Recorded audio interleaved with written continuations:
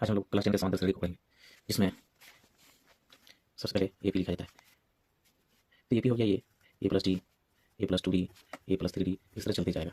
ठीक है, तो इसमें पहला पद, प्रथम पद क्या होता है जी? ये होता है सार्व अंतर।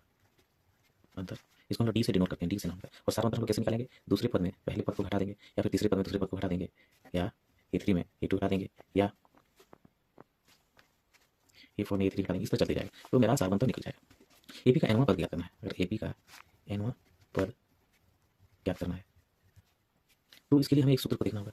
जैसा सूत्र है ई एन बराबर A plus N minus one D. इसमें ये हो गया पहला पद और डी हो गया सार्व अंतर। इसमें दूसरा टॉपिक आता है एपी के प्रथम एन पदों का योग। एपी के प्रथम एन पदों का योग, इसका फॉर्मूला क्या होता है देखते हैं। चलिए, इसको हम लोग एस बराबर n by two a plus N minus one d से डिनोट करते हैं। ये योग निकाला जाता है। प्रथम एन पदों का योग निकालने के लिए इस फॉर्मूला का उपयोग किया जाता है।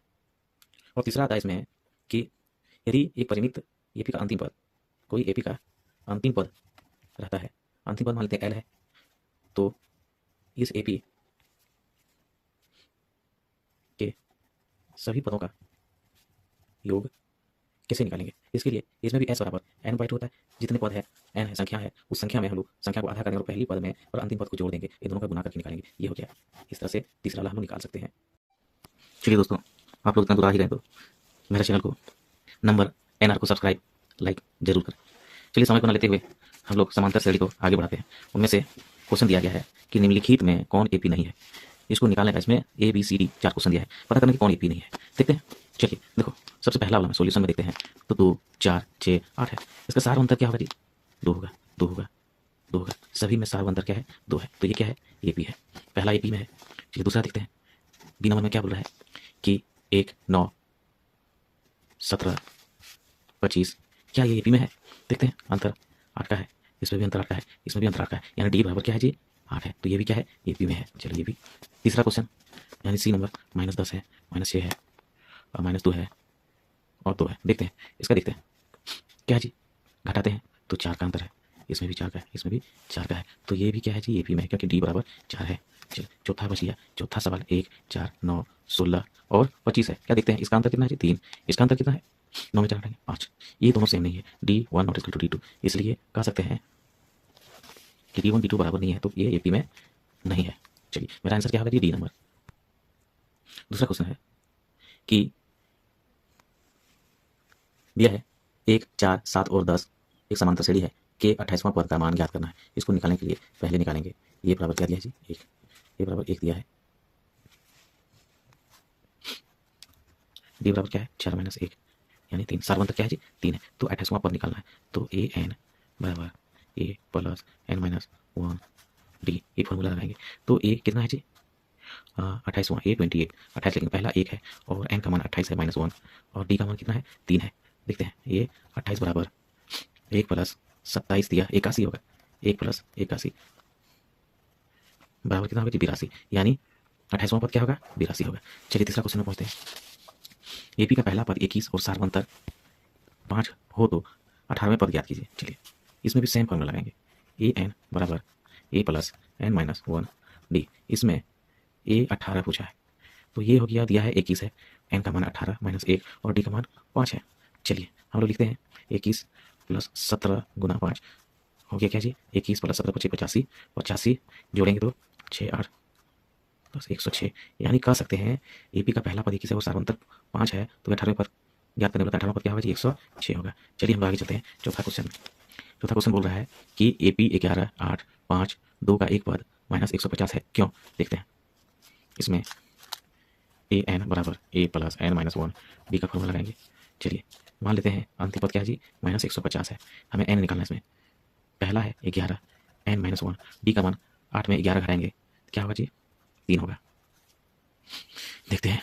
-150 बराबर 11 प्लस -3 होगा जी, गुना में यहाँ -3 होगा, -3n माइनस माइनस प्लस 3, -150 11 में 3 जोड़ेंगे तो 14 होगा, -3 3n, ये 14 इधर आ गया माइनस, जोड़ेंगे तो 4 6 164 होता है, -3n माइनस माइनस खत्म हो गया, 3n बराबर 164, 3 से काटेंगे, 3 बचे 15। अब यहाँ 1 बचता है, 3 चौके 12, यानी 54 पूर्णांक 2/3, जो कि पूर्ण संख्या नहीं है, संख्या नहीं है, इसलिए कोई ऐसा पद नहीं है जो कि -150 हो। चलिए 5वां नंबर क्वेश्चन में पढ़ते हैं। बोल रहा है किसी समांतर श्रेणी का 17वां पद उसके 10वें पद से 7 अधिक है, इसका सारवंतर निकालने वाला। चलो तो क्वेश्चन से ही हम लोग देखते हैं। क्वेश्चन में दिया है 17वां पद, ये 17 बराबर ये 10 में कितना पद है जी? 7 अधिक है। चलिए हम लोग सॉल्व करते हैं। तो ये 17 को हम लोग लिख सकते हैं a plus n minus 1 to d बराबर a plus n minus 1 to d. यहाँ लिख सकते हैं a प्लस 17 माइनस 1 डी बराबर a प्लस 10 माइनस 1 डी। इसमें प्लस 7 छूट गया था, ठीक है। मेरे पास ये खत्म हो जाएगा, ठीक है। यहाँ बच गया 16 डी और यहाँ बच गया 9 डी प्लस 7। ये इधर आ गया डी, तो 16 डी माइनस 9 डी बराबर 7, घटाएंगे 7 डी बराबर 7, यानी डी का मान 1 हो गया, यानी सारवंतर में क्या है जी? 1 है। चलिए क्वेश्चन नंबर 6 में चलते हैं। इसमें ए 2 7 12 का 10वां पद निकालने बोला, ठीक है। वही फॉर्मूला लगाएंगे ए एन बराबर A plus N minus 1 d. इसमें 10वां पद पूछा है, ठीक है, तो ए 10 लिखेंगे। ए का मान कितना है जी?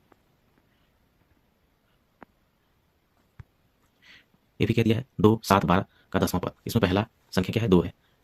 एन कितना है? 10 में 1 घटाएंगे, सारवंतर कितना है जी? 7 में 2 घटाएंगे 5, सारवंतर क्या है मेरा? 5 है। चलो देखते हैं, 2 प्लस 9 गुना 5, 10 में 1 घटाएंगे 9 होगा, 2 प्लस 45, जोड़ेंगे तो कितना हो जाएगा? 47, यानी 10वां पद क्या होगा जी? इस एपी में 47 होगा। क्वेश्चन नंबर 7 में चलते हैं। समांतर श्रेणी के प्रथम एकाउंट पदों का योग ज्ञात करें, जिसका दूसरा एवं तीसरा पद क्रमशः 14 और 18 है। चलिए सॉल्यूशन करते हैं। इसमें बोल रहा है प्रथम एकाउंट पदों का, इसमें एन दिया है जी, कितना? 51 दिया है। योग निकालना है, एस एन बराबर क्या होगा, ठीक है। इसमें दूसरा पद A2 बराबर दिया है 14 और A3 दिया है 18। इसमें हम लोग सारवंतर निकाल सकते हैं डी। कैसे निकालेंगे जी? A3 माइनस A2, A3 में क्या है मेरा? 18 है और 14 है, घटाएंगे कितना हो जाएगा? बराबर 4, यानी मेरे पास सारवंतर 4 निकला। जब सारवंतर 4 निकला तो हम लोग एस एन का फॉर्मूला लगाएंगे, एस एन बराबर n बाय 2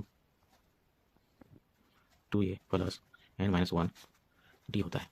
एन मेरा कितना है जी? यहाँ कितना दिया है? 51 दिया है। 51/2, 2 गुना पहला पद। अच्छा, जब सारवंतर निकल गया यहाँ तो पहला पद हम लोग निकाल सकते हैं। ये बराबर क्या हो जाएगा जी? 14 माइनस 4, यानी पहला पद 10 हो गया, तो 10।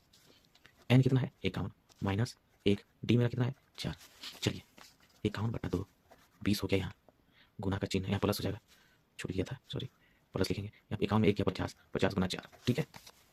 51/2, यहाँ 20 है, 50 चौके 200, ठीक है। मेरे पास 51/2 गुना 200 में 20 जोड़ेंगे 220 हो गया, 2 से काटेंगे 11 110, एक जीरो पहले लगाएंगे, 11 का 11, 11 25 55 और 1 56, 5610 होगा इसका योग। कितना योग होगा जी? 5610 होगा। चलिए बहुत बहुत धन्यवाद आप लोगों का। हाँ, जाते जाते आप लोग जो लाइक नहीं किए हैं, सब्सक्राइब नहीं किए हैं, लाइक और सब्सक्राइब करके जाएँ और अपना आगे का टॉपिक बताएं, कौन से टॉपिक में आप लोगों को प्रॉब्लम है क्लास 10 के मैथ में, उसी में हम लोग कोशिश करेंगे उस टॉपिक को बनाने का। धन्यवाद। मेरा चैनल का नाम है, लिख देते हैं NUMBER नंबर NR, मेरा चैनल का नाम है। इसको जरूर से जरूर लाइक और सब्सक्राइब करें। धन्यवाद।